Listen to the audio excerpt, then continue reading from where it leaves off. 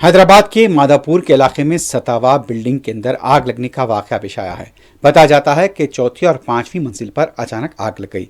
सुबह के औकात में इतला मिलते ही फायर ब्रिगेड का अमला मुकाम वाक़े पर पहुंच गया। ये इतलात मिल रही है कि सतावा लेक बिल्डिंग बार और रेस्टोरेंट की इस इमारत में सुबह सवेरे आग लगी है।